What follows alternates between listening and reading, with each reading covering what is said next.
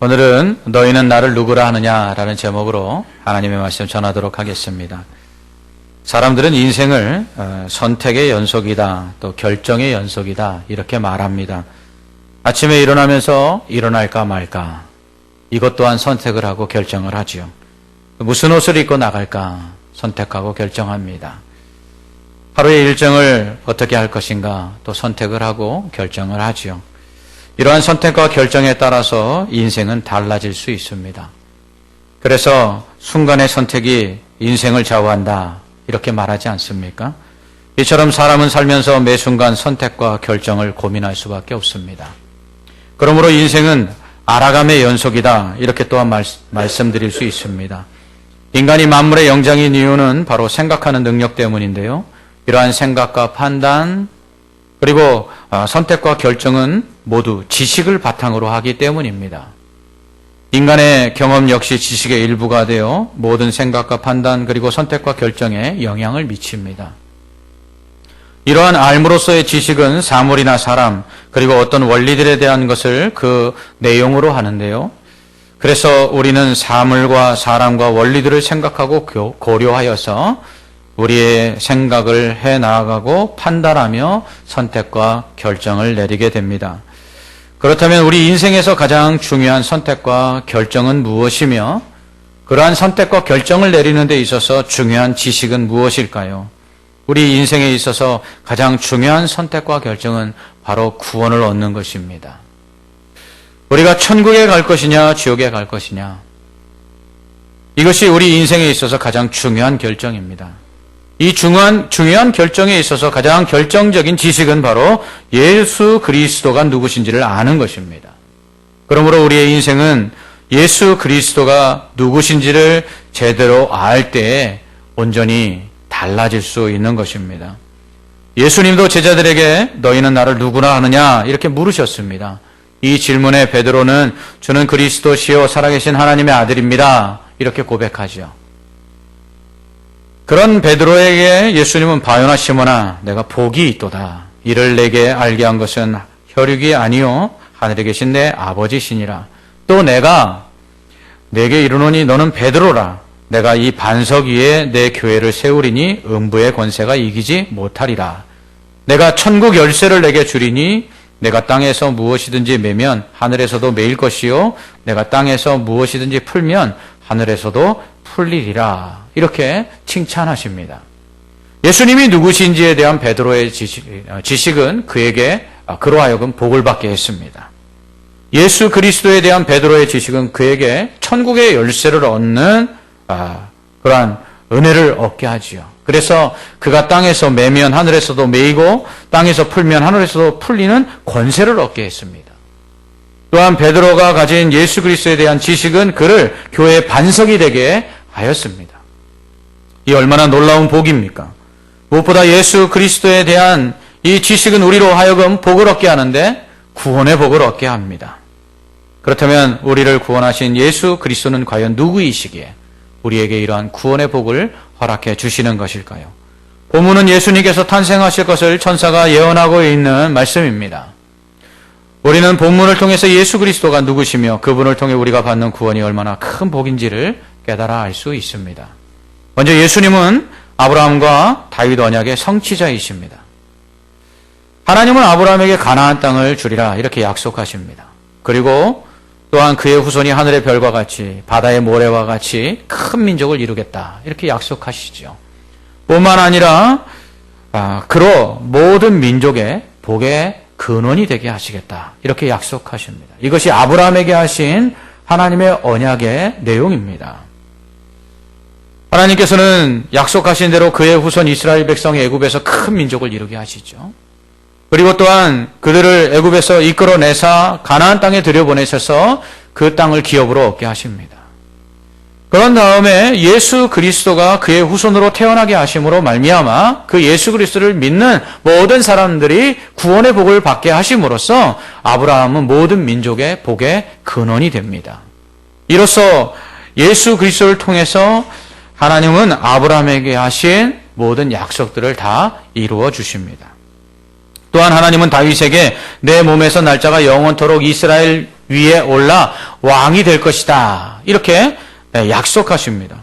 비록 BC 586년에 남유다가 멸망함으로 혈통적으로는 다윗의 후손이 더 이상 이스라엘의 왕이 되지 못합니다. 그러나 예수 그리스도께서 다윗의 후손으로 태어나셔서 혈통적 이스라엘의 왕이 아니라 영적 이스라엘의 왕이 되십니다. 그래서 예수 그리스도를 믿고 죄의 사함을 받아서 하나님 나라의 백성된 모든 사람들의 왕이 되셔서 다윗에게 하신 내 몸에서 날짜가 영원토록 이스라엘의 왕이 될 것이라는 영적 이스라엘 하나님 나라의 왕이 예수님이 되심으로 이 다윗의 언약을 성취하십니다. 또한 예수님은 우리를 죄에서 구원하신 구원자이십니다. 천사는 요셉에게 아들을 낳을 것인데 이는 자기 백성을 죄에서 구원할 자다 이렇게 예언합니다. 예수님은 죄로 인해 심판을 받고 영원한 지옥 형벌에 떨어질 수밖에 없는 죄인들을 위해서 이 땅에 오셨습니다.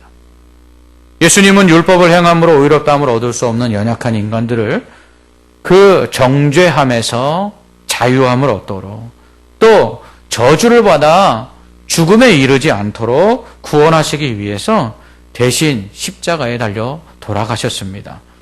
예수님은 죄인들을 위해서 대신 저주를 받으셨고요. 죄인들이 받을 그 벌을 대신 받으신 것입니다. 예수님은 죄인들의 죄를 담당하기 위해서 속죄의 제물이 되사 십자가에서 속죄의 제사를 드리셨습니다. 친히 자기 몸을 속죄의 제물로 삼으시고 자기 피를 속죄의 피로 삼아 속죄의 제사를 드리시는 대제사장이 되신 것입니다. 이로써 자신의 그 몸을 속죄의 제물로 내어주고 자신의 피를 속죄의 피로 내어주셔서는 우리의 죄를 하나님 앞에서 덮어버리셨어요. 그래서 하나님께서 우리의 죄와 허물을 보지 아니하시고 예수 그리스도의 그 의를 우리에게 덧입혀 주셔서 우리를 의롭다 하시고 우리를 깨끗게 하신 것입니다. 예수님은 십자가상에서 다 이루셨다 이렇게 말씀하셨습니다.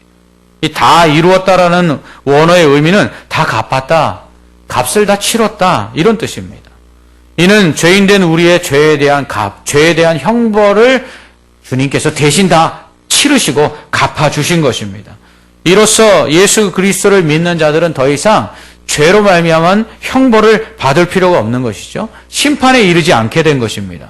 그래서 지옥에 가지 아니하고 천국에 들어가 영생을 누리게 된 것입니다. 또한 부활하신 예수님은 그 사망의 권세를 이기심으로 말미암아 사망을 통해 왕노릇하던 사탄의 권세를 깨뜨리시고 죄로부터 사망으로부터 우리를 자유케 하셨습니다. 이것이 예수 그리스도께서 우리에게 베푸신 구원입니다. 또한 예수님은 동정녀 마리아에게서 성령을 통해 탄생하십니다. 이는 완전한 속죄의 제물이 되기 위함이었습니다. 죄로 인해 죽을 수밖에 없는 인간들을 살리시기 위해서는 속죄의 제물이 필요했습니다. 구약에서 죄인들이 그 죄를 용서받기 위해서는 속죄의 제물을 드렸는데 이 제물들은 흠이 없어야만 했습니다. 곧 예수님께서 우리의 속죄의 제물이 되시기 위해서는 흠이 없으셔야 됐는데 곧 죄가 없으셔야만 했습니다. 그렇기 때문에 남자와 여자 사이에서 태어나지 아니하신 것입니다. 왜냐하면 남자와 여자 사이에서 태어난 모든 사람들은 원죄를 갖고 태어나기 때문에 죄가 없을 수가 없는 것입니다. 만약 예수님께서 요셉과 마리아 사이에서 태어나셨다면 예수님은 죄를 피할 수가 없었습니다. 그러면 완전한 속죄의 제물이 되기 위해서 흠 없는, 죄 없는 자가 될 수가 없었던 것이죠. 그래서 여자의 몸을 빌어 인간으로 태어나되 죄가 없으시기 위해서 남자와 여자 사이에서 태어난 것이 아니라 성령을 통해 태어나신 것입니다. 또한 예수님께서 이 여자의 몸을 빌려서 인간이 되신 것은 피 흘려 죽으시기 위함입니다. 완전한 속죄를 이루기 위해서는 반드시 피 흘림이 있어야 된다고 성경은 말씀합니다. 그런데 우리의 죄를 용서하시기 위해서 만약에 하나님이 죽으셔야 된다면, 죄가 없는 분은 하나님밖에 없으니까 하나님이 죽으셔야 된다면 이것은 불가능한 일입니다. 왜냐하면 하나님은 영원하신 분이시거든요. 하나님은 죽으실 수가 없거든요. 그렇다면 하나님은 이 문제를 어떻게 해결해 주셨느냐? 죄는 없대. 피 흘려 죽어야 되니까 인간이 되시기로 결정하신 것입니다. 그래서 성령을 통해서 동정녀의 몸을 빌어 사람이 되신 것이죠. 그래서 죄 없는 사람이 되어 피 흘려 죽으심으로써 속죄의 제물이 되신 것입니다. 이러한 예수님의 성육신 사건, 이 성육신이라는 것은 예수님이 육신, 인간의 몸을 입고 태어나신 것을 성육신이라 그러는데, 이 성육신은 주님이 얼마나 겸손하신가를 또한 보여주십니다. 삼위일체 중에 제2위이신 성자 하나님, 예수님은 하나님이십니다. 그렇기 때문에 성부 하나님과 동등하십니다. 그 존재가 동등하시고 그 능력이 동등하시고 그 지혜가 동등하시고 그 모든 권세가 동등하십니다. 그러나 아버지 하나님 앞에 순종하기 위하여 그 동등됨을 버리시고 겸손히 인간의 몸을 입고 이 땅에 태어나셔서는 자신이 만든 피조물이 되셨습니다. 그리고 나귀를 타고 예루살렘 성에 입성하셔서 십자가에 달려 죽으셨습니다. 또한 주와 선생으로서 친히 제자들의 발을 씻기심으로써 섬김의 본을 보여주셨습니다.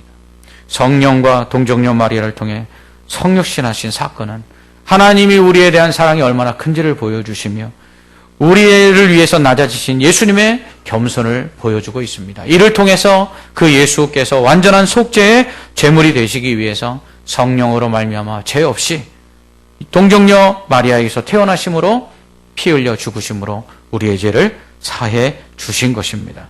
뿐만 아니라 성령을 통해 이 땅에 오신 그 예수님은 하나님이셨기 때문에 또한 비록 육신을 가지고 있었지만 여전히 사탄의 권세를 물리치시고 귀신을 쫓아내시며 죽은 자를 살리시고 병든 자를 고치며 불쌍한 자들에게 은혜와 기적을 베풀어 주신 것입니다.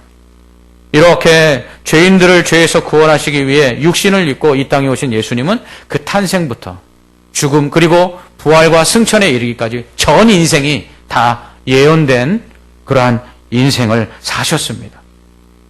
예수님께서 처녀의 몸에서 태어나실 것과 그리고 그가 나사렛에서 자라 나사렛 사람이라는 별명을 얻게 될 것, 그리고 고난을 당하고 십자가에 못 박혀 죽으실 것과 3일 만에 다시 부활하실 것, 그리고 승천하실 것까지 그의 모든 전 인생은 구약의 선지자들을 통해서 다 예언되어 있었습니다.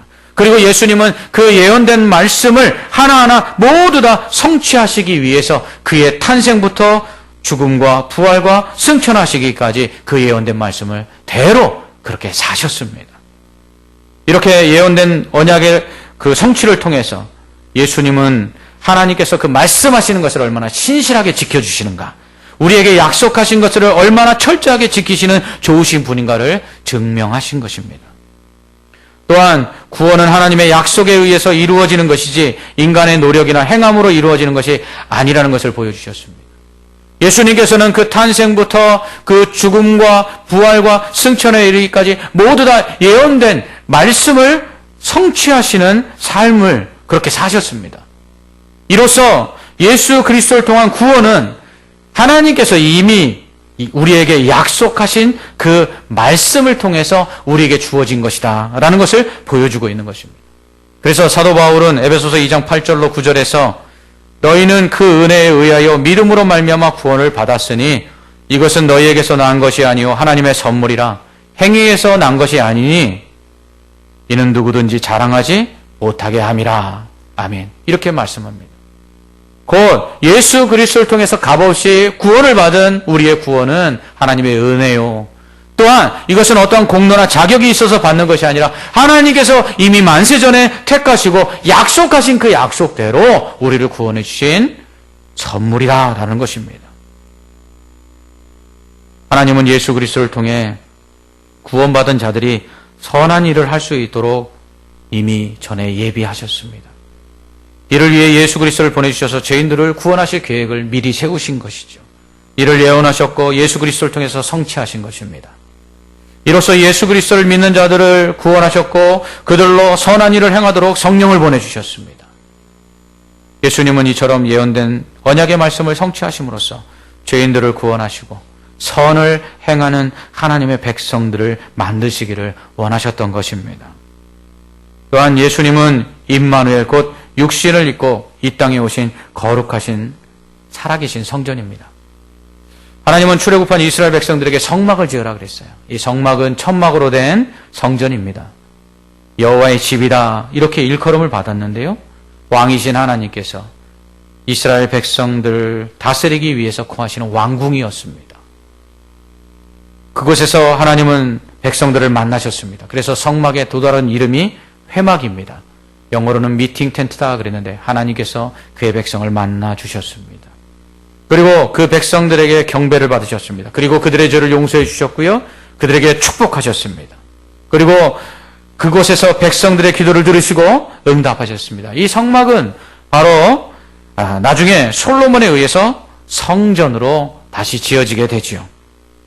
하늘의 하늘이라도 용납할 수 없는 하나님께서 인간이 지은 이 손으로 지은 집에 거하셨던 것입니다. 이렇게 성전에 거하시는 하나님을 하나님께서 우리와 함께 동거하신다. 하나님께서 그곳에 거하신다라는 뜻의 여호와 삼마다 이렇게 불렀습니다. 곧 하나님은 하나님의 백성과 함께 동행하시고 동거하시고 함께 하시는 임마누엘의 하나님이십니다. 바로 임마누엘의 뜻은 바로 하나님이 우리와 함께 하신다는 것입니다. 예수님이 탄생하실 때 천사는 예수님의 이름을 임마누엘이라 하셨습니다. 곧 예수님은 이스라엘 백성과 함께 동거하셨던 여호와의 삼마의 하나님이십니다. 사람이 지은 집에 거하시는 하나님이 아니라 자신의 몸을 성전 삼아 그 백성들과 함께 죄악된 세상 가운데 함께 울고 함께 웃고 함께 기뻐하셨던 바로 동거하시는 그 하나님이셨던 것입니다. 그 예수님께서 바로 오늘 이 땅에 태어나셨습니다. 예수님께서 이 땅에 태어나신 것은 곧 하늘에 계신 하나님께서 이 세상으로 그의 백성들과 함께 살기 위해 이사하신 날입니다. 또한 예수님은 그리스도이십니다. 이스라엘 백성들은 세 가지 직분을 임명하는 데 있어서 기름을 부어서 임명했습니다. 첫 번째는 왕, 두 번째는 제사장, 세 번째는 선지자를 임명할 때에 기름을 부었습니다. 그리스도란 기름 부음을 받은 자란 뜻입니다. 여러분 메시아라고 들어보셨죠? 이 메시아와 똑같은 뜻입니다. 메시아는 히브리어로 기름 부음 받은 자란 뜻이고요. 그리스도는 헬라어 곧 그리스어로 기름 부음 받은 자란 뜻입니다. 곧 예수님은 기름 부음 받은 왕이요 또한 제사장이요 선지자이신 것입니다. 예수님은 만왕의 왕이십니다. 사탄의 권세를 이기시고 온 세상 우주 만물 온 피조 세계를 다스리시는 왕이십니다. 예수님은 우리의 죄를 속죄하시기 위해서 자신을 제물로 삼아 하나님과 죄인된 우리 사이에 중보하신 대제사장이십니다. 예수님은 하나님의 심판과 구원의 메시지를 전하기 위해서 이 땅에 오신 선지자입니다. 그래서 누구든지 나를 믿는 자는 구원을 받고 믿지 않는 자는 심판을 받는다고 선언하셨습니다. 그러므로 우리는 예수님을 통해서 하나님의 심판과 구원의 메시지를 들었으며 또한 주님으로 인해서 죄사함을 받아 의롭다함을 얻었습니다. 또한 주님을 믿음으로 구원받은 주님의 백성이 되어 주님을 왕으로 섬기며 순종하며 살아야 하는 것입니다. 이것이 바로 오늘 본문이 말씀하고 있는 예수 그리스도이십니다. 예수님은 아브라함과 다윗의 자손으로 태어나 하나님께서 아브라함과 다윗과 맺은 언약을 성취하셨습니다. 예수님은 죄에서 우리를 구원하신 구원자이십니다. 그분 외에는 우리를 구원할 자가 없습니다. 예수님은 성령을 통해 동정녀 마리아에게 나심으로 죄 없는 인간으로서 완전한 속죄의 제물이 되셨고 또한 하나님과 죄인 사이에 유일한 중보자가 되셨습니다. 우리를 구원하시기 위한 완전한 속죄의 제물이 되시기 위해 이 땅에 오신 예수님은 예언된 그 모든 말씀들을 성취하기 위해서 그렇게 사셨습니다. 예수님은 우리와 함께 하시는 임마누엘의 하나님이십니다. 예수님은 그리스도로 우리에게 하나님의 심판과 구원을 알리시는 선지자요 우리와 하나님 사이의 중보자이신 대제사장이시며 또한 우리를 그의 백성 사무사 다스리시는 왕이십니다. 우리는 이 예수님을 온전히 알아야 합니다. 그리고 믿어야 합니다. 그럴 때 우리는 죄사함을 받고 구원을 얻을 수 있습니다. 다른 이로서는 구원 얻을 만한 이름이 없습니다. 이 예수 그리스도를 믿을 때에만 심판에 이르지 아니하고 천국에 들어가 영생을 얻을 수 있습니다. 뿐만 아니라 우리가 예수 그리스도를 제대로 알 때 우리의 믿음이 성장할 수 있습니다. 바울은 아는 것과 믿는 것이 하나가 되어 그리스도의 장성한 분량에 이르도록 자라가라 이렇게 말합니다. 곧 예수 그리스도를 믿는 믿음에 예수 그리스도를 아는 지식이 더해져야 우리의 믿음이 자라나서 성장하고 성숙해지며 견고해져서 흔들리지 않는 것입니다. 오늘은 바로 이 예수 그리스도께서 태어나신 날입니다. 예수님은 성탄절의 주인공이십니다. 나아가 예수님은 우리 인생의 주인이십니다. 예수님이 빠진 세상, 예수님이 빠진 인생은 주인공 없는 드라마와 같습니다. 재미가 없지요. 스토리가 안 됩니다. 성탄절의 주인공은 산타클로스도 루돌프 사슴도 아닙니다. 산타클로스는 우는 아이에겐 선물을 안 주지만 예수님은 우는 아이에게도 심지어 용서받을 수 없는 죄인에게도 구원을 선물로 주시는 성탄절의 진정한 주인공이십니다. 성탄절의 주인공이신 주님께서 우리의 인생에 함께 하셔야만 합니다. 주께서 임마누엘 하셔야만 합니다. 그렇지 않으면 우리의 인생은 죽은 인생입니다. 예수 그리스도가 없는 인생은 살았으나 죽은 인생에 불과합니다. 죄사함을 받아 영생을 얻지 못한 인생은 단지 이 땅의 생이 전부이며 죽음 이후에는 심판을 받아 영원한 죽음, 지옥에 떨어져 영원토록 고통을 받을 수밖에 없습니다. 그러므로 주님과 함께하는 인생이 되기 위해서 우리는 예수 그리스도를 믿고 그분을 의지하며 살아야 합니다. 이렇게 주님을 믿음으로 주님이 함께 하시는 인생은 약속된 말씀이 성취되는 은혜를 늘 경험할 수 있습니다. 왜냐하면 주님께서는 그 함께 하시는 인생 가운데 하나님께서 약속하신 은혜들을 부어 주시는 축복의 통로가 되시기 때문입니다. 주님을 통해 우리는 하나님의 은혜의 보좌 앞에 당당히 나아갈 수가 있습니다. 주님을 통해 우리는 하나님의 자녀가 되었기 때문에 우리가 구할 때마다 하나님은 자녀된 우리들에게 좋은 것을 허락해 주십니다. 이처럼 주님이 함께하는 인생은 복된 인생입니다. 주님이 함께하시는 인생은 그러므로 겸손하며 섬기는 인생이어야 합니다. 주님이 함께하시는 인생은 섬김이 얼마나 기쁘고 복된지를 압니다. 주님이 함께 하시는 인생은 이 세상을 살아가는 진정한 가치가 무엇인지를 압니다. 그것은 이 땅에 있는 것을 가지려 하는 것이 아니라 이 땅에 있는 것만이 최고라고 생각하지 않기 때문입니다. 더 나은 하늘나라, 더 나은 하늘나라에 쌓아두기 위하여 이 세상을 지혜롭게 살아가는 인생일 수밖에 없습니다. 미국 플로리다주 에서 길거리를 방황하던 노숙자가 하나 있었습니다. 이름은 윌리엄 터블레리스였습니다. 그는 주차된 차를 훔쳐서 달아나다가 경찰에 체포되었습니다. 윌리엄은 이전에도 무면허 운전, 공공장소에서 신체 일부를 노출하는 그러한 일들로 인해서 경찰에 체포된 적이 있었습니다. 연고도 돈도 없는 윌리엄이 구속될 위기에 처했을 때 그의 가족이 나타났습니다. 놀랍게도 윌리엄은 석유 산업으로 유명한 모빌사 전 CEO의 아들이었습니다. 수십억 재산을 가진 재벌이었습니다. 모빌사는 이후에 엑손 모빌로 합병돼서 세계 시가총액 순위에 한 손가락 안에 꼽힐 정도로 그렇게 거대한 기업으로 성장했습니다. 윌리엄은 불과 몇 년 전까지만 해도 런던의 고급 주택에서 살았지만 5년 전 전처와 이혼한 것으로 알려졌습니다. 그를 찾아온 동생 피터 터블레리스는 그는 은행에 수백만 달러를 가지고 있는 자산가지만 정신적으로 문제가 있다 이렇게 밝혔습니다. 동생은 이어 가족들이 도와주려고 노력했지만 스스로 노숙자가 되기를 원하고 있는 것처럼 보인다 이렇게 말했습니다. 안타까운 일이죠. 이 기사의 댓글 중에 이런 글이 있었습니다. 그 많은 재산을 나누는 것이 얼마나 행복한 것인지를 알았다면 절대로 정신적인 문제가 생기지 않았을 텐데.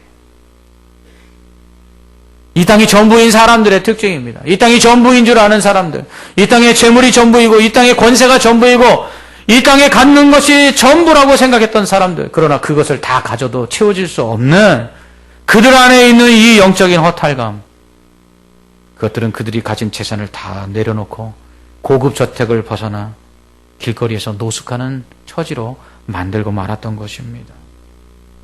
이 세상을 다 가져도 주님 없는 인생은 이와 같이 빈 털터리에 불과합니다. 이런 찬양이 있습니다. 나는 있어도 주님이 곁에 없으면 나는 언제나 없습니다. 나는 없어도 주님이 곁에 계시면 나는 언제나 있습니다. 당신이 있으므로 내가 있고. 그렇습니다. 주님이 없는 인생, 주님이 없는 삶은 껍데기에 불과합니다. 주님이 함께하지 않는 삶은 바람에 나는 겨와 같은 것입니다. 이렇게 주님을 믿는 인생은 거룩한 삶을 지향해야 합니다. 구원받은 자는 죄에서 우리를 구원하시기 위해 지불하신 주님의 그 생명이 얼마나 큰지를 알기에 그 죽음이 헛되지 않도록 죄와 싸우며 거룩한 삶을 살기로 노력해야 합니다. 그리고 거룩함이 주는 그 은혜가 얼마나 큰지를 알아야 합니다. 빛과 소금의 역할을 감당하여 하나님께 영광을 돌려야 합니다. 이는 성도의 몸이 거룩한 성령이 거하시는 성전이기 때문입니다. 주님을 믿는 인생은 주님을 위하여 살아야 합니다. 바울은 살아도 주를 위하여 살고 죽어도 주를 위하여 죽는다라고 고백합니다. 갈라디아서 2장 20절은 이렇게 말씀합니다. 내가 그리스도와 함께 십자가에 못 박혔나니 그런즉 이제는 내가 사는 것이 아니요 내 안에 그리스도께서 사시는 것이라. 이제 내가 육체 가운데 사는 것은 나를 사랑하사 나를 위하여 자기 몸을 버리신 하나님의 아들을 믿는 믿음 안에서 사는 것이라. 아멘. 이것이 우리가 드릴 영적 예배입니다. 성도가 삶을 살아가는 데 있어서 가장 근본으로 삼아야 될 표준인 것입니다. 예수님의 탄생은 아무도 기다리지 않았습니다. 오히려 그의 탄생은 헤롯을 이용해서 사탄이 막으려고 했습니다. 그렇게 연약한 모습으로 주님은 이 땅에 오셨습니다. 아무도 기다리지 않았던 그 주님. 그러나 그 주님은 우리를 구원해 주시는 하나님의 유일하신 선물이 되었습니다. 이제 우리를 살리신 주님은 우리에게 영생을 주시러 다시 오실 것입니다. 초림 때 2000년 전 최초의 성탄 때처럼 주님의 재림을 기다리는 사람들이 점점 사라지고 가고 있습니다. 언제 오실지 모른다고 말씀하셨지만 기다리지 않습니다. 그러나 다시 오실 것입니다. 조림 때처럼 아무도 모르게 오시지 않을 것입니다. 천사장의 나팔 소리와 함께 승천하셨던 그 모습 그대로 구름을 타고 다시 오실 것입니다. 모든 나라 백성들이, 만국 백성들이 다 그의 강림하실 것을 볼 것입니다. 오셔서 세상을 심판하실 것입니다. 그리고 구원받을 자들을 구원하실 것입니다. 2000년 전 육신을 입고 이 땅에 오셔서 십자가에 돌아가신 그 예수님을 믿는 자들에게는 심판이 없고 천국에서의 영생을 주시기 위해서 주님 다시 오실 것입니다. 그날은 이 성탄절보다 더 즐겁고 복된 날이 될 것입니다. 주님이 다시 오시는 날은 이 성탄절과 비교할 수 없는 진정한 축제의 날일 줄 믿습니다. 이 주님이 다시 오시는 날에 오늘 태어나신 이 예수 그리스도를 믿어 구원을 받음으로 모든 여기 있는 성도들이 천국에서 함께 기뻐하며 영원토록 왕노릇하게 되기를 주님의 이름으로 축원합니다. 메리 크리스마스. 우리 옆에 있는 분들에게 한번 인사하겠습니다. 메리 크리스마스. 기도하겠습니다. 우리를 사랑하사 독생자도 아끼지 않고 내어주셔서 우리를 죄에서 구원하여 주시고 하나님의 자녀 사무사 영생을 허락하시고 이 땅을 살아가는 동안에 임마누엘 하셔서 날마다 우리를 붙드시고 도와주시며 함께 하시는 예수 그리스도의 그 은혜, 그 은혜를 날마다 사모하며 그 주님을 붙잡고 살아가는 저희들 되게 하여 주시옵소서. 그럴 때 우리의 믿음이 더욱더 자라나게 하시고 견고하여 흔들리지 않게 하여 주시며 주님 앞에 부르짖을 때마다 응답하여 주시옵고 하나님 우리가 거룩하게 살아서 하나님의 영광을 드러내게 하여 주시옵소서. 2000년 전 오신 그 예수님 다시 오실 것입니다. 그날에 정말 오늘보다 더 기뻐하며 즐거워할 수 있는 진정한 하늘의 축제에 참여할 수 있는 믿음의 성도들 될 수 있도록 오늘 이 예수 그리스도를 더욱더 잘 믿는 성도들 되게 하여 주시옵소서. 예수님 이름으로 기도합나이다. 아멘.